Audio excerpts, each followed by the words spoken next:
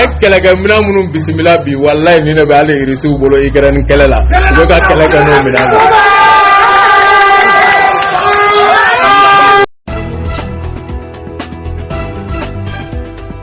Vous êtes bel et bien sur notre chaîne YouTube, et vous avez raison d'y être. N'oubliez pas de vous abonner à la chaîne pour ne pas manquer nos prochaines vidéos. C'est parti.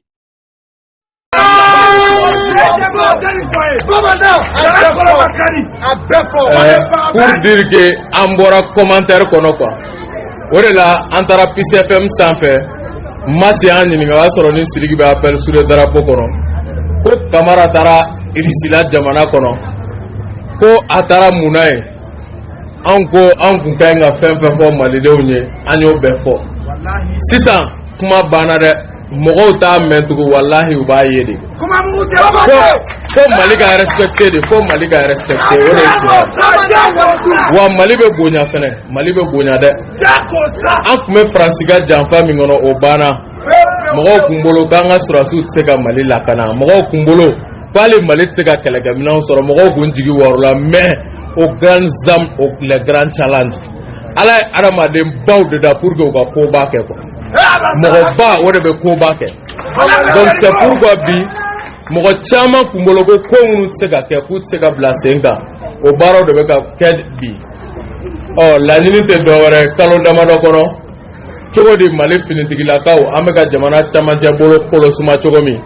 cogo di jamana kɔrɔnfɛla bɛ kɔlɔsuma ten o de ye laɲini d'ici quelques mois an ka Mali bɛ na kɛ cogo di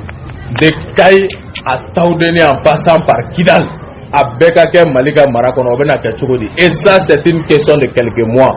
o ye kalo damadɔ ko de ye Mali ka cɛfini tabagaw b'u yɛrɛ sɔrɔ Kidal kɔnɔ pour que ka Mali lakana o de y'a to u ye diɲɛ proposition bɛɛ ta Faransi b'a la États-Unis b'a la ko Assimi Goïta ko a ka fanga in bila ko k'a di Faransi sago dɔ ma u ka continuer ka Mali ci k'a k'i yɛrɛ ɲini k'u b'a lakana a ko k'a nana fanga in na wallahi pour que ka se ka Mali ni kisi don dɔ la ale mɔdenw ka yira tigɛ la ko ninnu mɔkɛ de ye Mali bɔ bolo la ko de y'ale ka laɲini ye k'a nana o baara min bɛ ka kɛ Faransi sagow bɛ kule la mais an kana ɲɔgɔn nɛgɛ maɲumatɔ kasi a tɛ sɛdeni tila sɛgɛ la dɛ o kɔni an ka jamana ni kisili wallahi an b'o baara kɛ kuma min bɛ fɔ o bɛ fɔ datigi sago b'a da la mais bi an mago b'an ka jamana la jamana sɛgɛnna k'an bɛɛ kɛ fantan ye ni jamana in kɔnɔ jamana min ni a sɛnɛ dɔrɔn bɛ se ka jamanadenw balo même au-delà de nos frontières ka jamana wɛrɛw balo Mali sɛnɛfɛnw dɔrɔn bɛ se k'o kɛ n'an y'an wasa don sɛnɛ la mais o y'an ka système éducatif tiɲɛ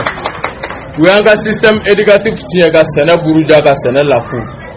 ka sɔrɔ hali an ma se an ka dugu jukɔrɔ nafolow ma fɔlɔ wallahi Mali tɛ fantan jamana ye mais maracogo juguya kodɔnbaliya fɛrɛ tanya ani dunko juguya o de an sigi an sen sabara kɔnɔ an filɛ gɛlɛya de kɔnɔ an bɛ bɔ kuma la ni mun ye mɔgɔ minnu ko k'olu de nana ko ka bɛɛ y'a kɛ k'olu nana ko ka Musa Tarawele ka jolibɔn fanga binkɛnɛ jeli fanga ko k'o lajɔ ko an tɛ kɔrɔlen fɛ fɔ kura ko ko ka jɛ san 30 jamana dira olu ma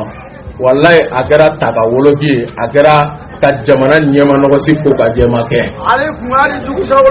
u ye jamana ci ka jamana nafolo tigɛ filala dun u ye jamana domaine si tɛ i bɛ min ta k'i bɛ sɔnni sigi a kan c'est pourquoi an y'a mɛn ko Silima ɲɛmɔgɔya sigi kɛra ko Adi Macky Sall k'a seginna ka kɛ ɲɛmɔgɔ ye an b'a fo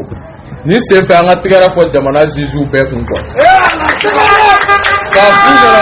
k'a fu ɲɛna wallahi jamanadenw ka dɛmɛ b'u kɔ ministre de la justice Mamadou Kasoge an ka dɛmɛ dafalen b'aw kɔ aw ye dɔ kɛ kiri bunakun kan nka belebeleba tora dɛ hali sa maliyɛnw ɲɛ bɛ min na kiri bunakun kan ko an ma nimisi wasa sɔrɔ f'u ka taa n'a ye wallahi an b'u dɛmɛ an jɔlen b'u kɔ k'u kɔkɔrɔma don fo n'u tɛ ka tiɲɛ de lafasa u b'an jɔlen ye wallahi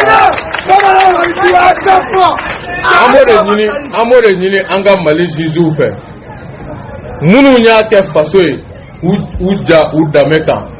olu de bɛ ka bi bɛ ka k'olu caman kan u bɛ ka buruja olu dɔw bɛ yaala la u sago la mais zonba kulo mɔgɔ minnu kelen mɔgɔ miliyɔn mɔgɔ bayirika niyɔrɔ don olu fana bɛ ka yaala u kelen o dɔrɔn t'u bɔ u bɛ ka kuma o kuma kɔfɛ wulilen bɛ k'u jɔ ko f'u ka jamana minɛ tugun ko ka jamana kɛ Faransi sago ye ka continuer an tun bɛ jigin wɔɔrɔ min kɔnɔ k'an ka jamana bila kɔnɔ est ce que an bɛna sɔn o mɔgɔ ninnu ka segin tugun k'anw ka jamana fanga minɛ k'an bila lajaba kɔnɔ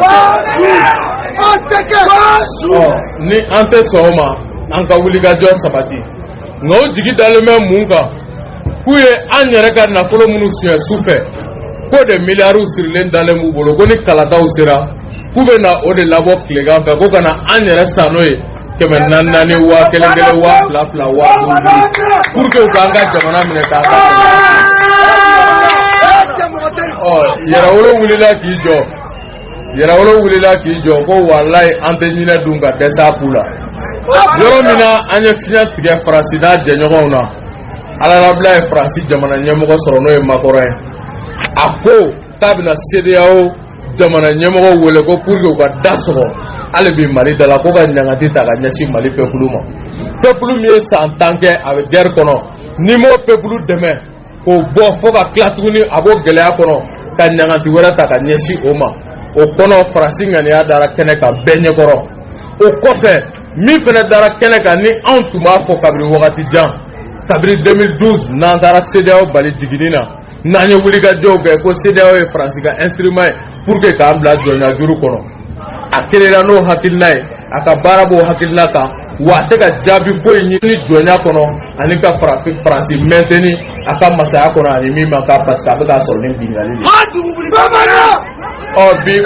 de bi o baara de bɛ CEDEAO bolo ka ɲɛsin anw ka jamana ma an wulila k'an jɔ jamanaden wɛrɛw wulila k'u jɔ Burkina jamanadenw wulila k'u jɔ u bɛ k'an kɔkɔrɔma don u ser'u ka jamana ɲɛmɔgɔw ma o don u ye bɔliba kɛ dimanche tɛmɛnen Wagadugu kɔnɔ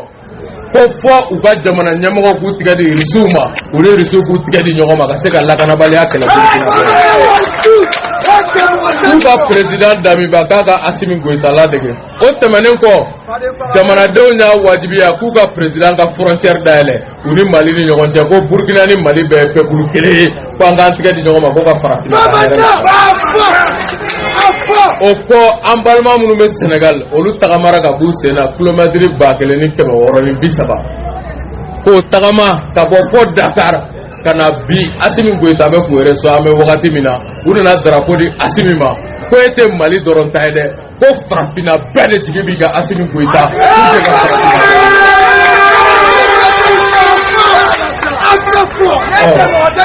nin baaraw de bɛ jamana kɔnɔ donc an nana bi faramana ka na foli de kɛ ka waleɲuman dɔn kɛ ka bonyamasegin kɛ k'a fɔ walahi an ye mugu jɔsɔn a ye sogo sɔrɔ nka sogo jɔginnen don sogo ma sa dɛ a bɛ fɔ fɛn min ma ko lion blessé Faransi b'o posture de la bi an k'an jija ka waraba ye an k'a tɔ lase donc o ye min ye an jɔlen ka to pour que k'an faso bɔ bolo la o de tun bɛ ne bolo ka foli di bɛɛ ma ka hakɛto ɲini Ala ka Mali dɛmɛ